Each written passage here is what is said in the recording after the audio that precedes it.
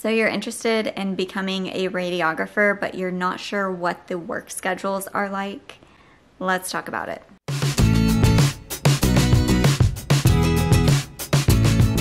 The thing that I love most about my career field in radiology is that the schedule allows for you to prioritize life over work. First, we'll talk about more of the 9 to 5 day shift sort of schedule.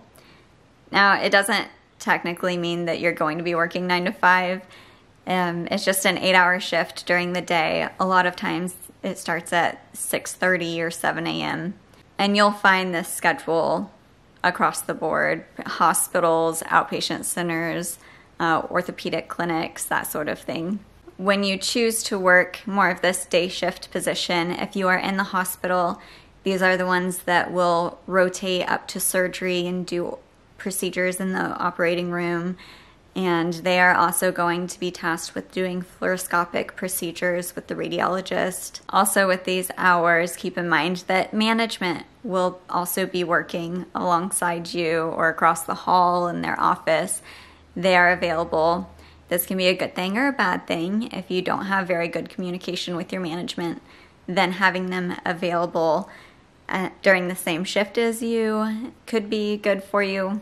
But if you have a manager who likes to micromanage or step on toes, then this might not be a good option for you. Along with those 8-hour shifts where you're working 5 days a week, whether it's Monday through Friday, and then you have a weekend rotation where you're off every other Thursday or something similar to that. If you are working in a hospital that doesn't have specific weekend techs, then you might be roped into doing a rotated weekend shift, so one weekend a month or every other weekend. Along with 8-hour shifts that are 5 days a week, you could take a position that are 10-hour shifts 4 days a week. That will put you at your full-time 40 hours, and you could work Monday through Friday, but you're off on Thursdays or something similar to that. Another shift that is very commonly seen in hospitals are 12-hour shifts. This sort of shift will be like a 6:30 a.m. to a 7 p.m. position. And if you're thinking, Sydney, that's 12 and a half hours, it's because of that 30-minute unpaid lunch break that you'll be getting. If you're working a 12-hour shift, then you are only getting 3 days a week of work, whether that's Monday, Wednesday, Friday, Monday, Tuesday, Thursday, however it's kind of divvied up. I used to work a Friday, Saturday, Sunday 12-hour shift position, but with only working 3 days a week, that is only 36 hours. The thing about only being scheduled 36 hours a week is that if you pick up an extra shift, whether it's like an 8-hour shift or a 12-hour shift, then you need to work 4 more hours with your base rate before you're offered overtime. This might not be super important for some people, but it's just something to keep in mind when you do accept a position that's 3/12s. The great thing about working 3/12s is that you have 4 days off through the week that you can do whatever you want, whether it's relax by the pool or go shopping, do your groceries, go to appointments, or if you decide to pick up a second position, then you can work 2, 3, 4 jobs, whatever you want to do with your time. And when you do have a second job as a radiographer, it's called moonlighting. So a lot of people do that. They'll work a full-time job and then have a side job.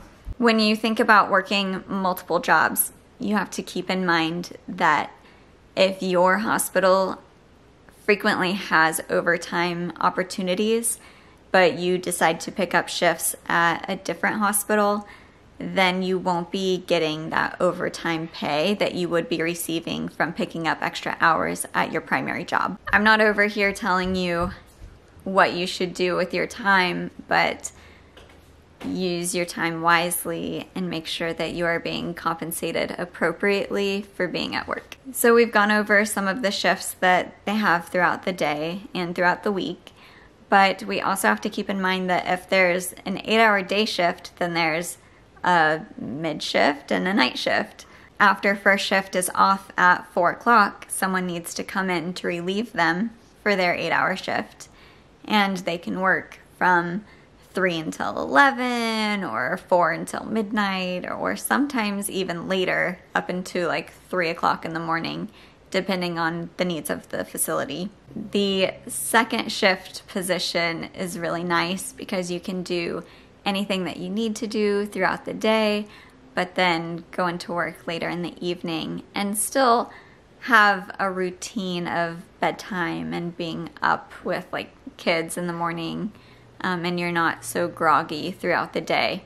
Whereas your third shift position, you are getting to work at 11 p.m. and then you have until 7 a.m. before somebody comes to relieve you. And then often at 7 a.m. you go home, take a shower, and then you have to sleep while the sun is up. That works for some people, and I'm so thankful that you're willing to do that because it's not for me. I have also seen where these third shift techs are working by themselves. Hospitals in general are slower throughout the evening, and so they think that they can get away with only staffing one person for that role. I've even seen where they staff one person to do CTs and x-rays in a full hospital with just one person.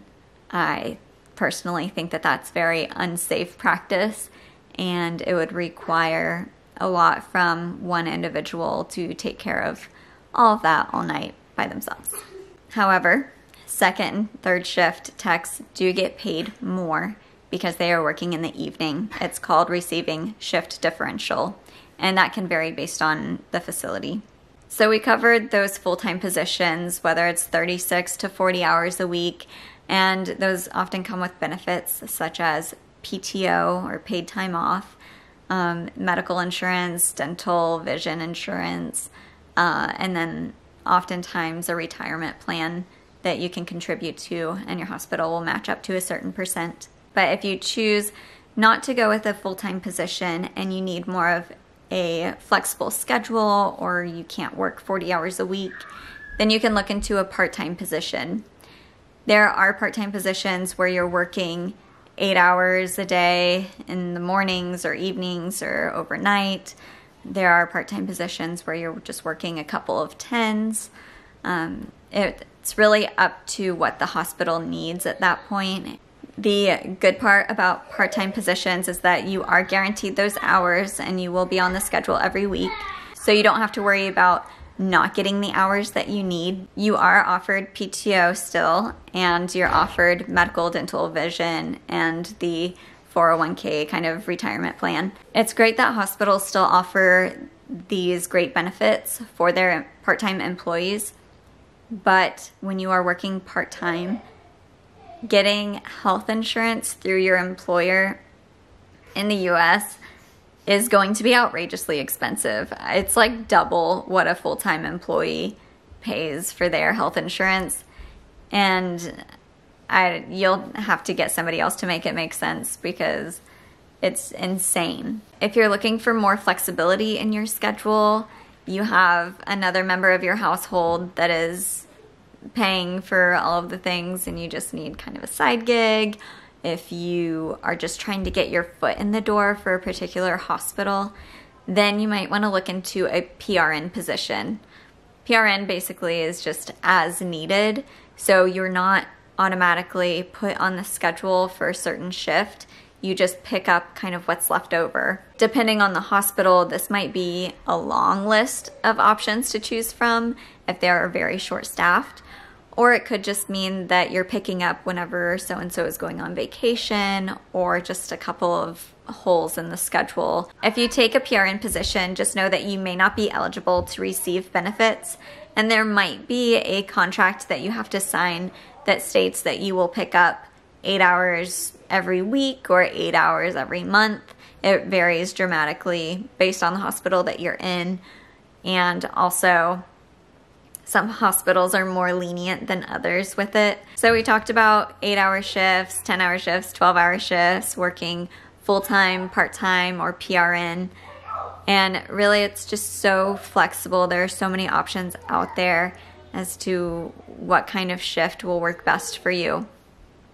Just keep in mind those weekend rotations that you might be signing up for depending on the hospital that you're in, the holidays that you might be required to cover, and also check on call hours that might be a requirement in some of the larger hospitals that have techs staffed throughout the whole day.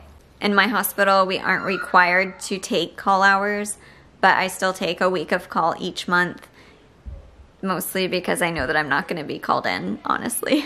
My husband, on the other hand, will be taking call every 6 weeks, Sunday through Saturday, and he absolutely will be called in as an angio tech.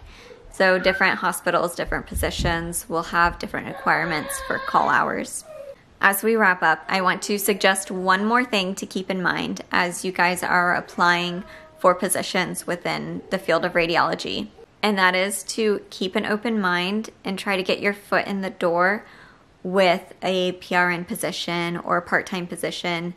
A spot that you might not actually want, you can still apply for and get an interview with the management there, and then discuss what you are actually looking for out of a career. As I was finishing up with CT school, I applied for a PRN CT position, and I didn't necessarily want a PRN position.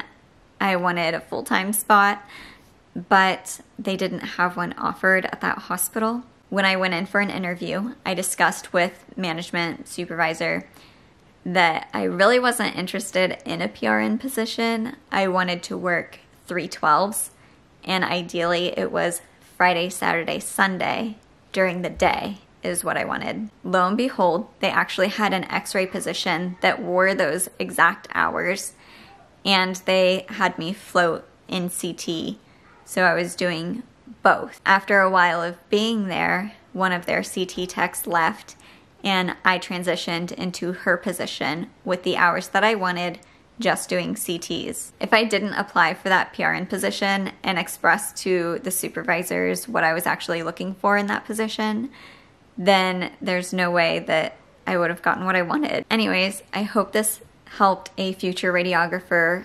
understand what to expect whenever they start applying for positions and actually getting into their career field. I am so excited to watch you all succeed, and I hope to see you in my next video. Have a great day.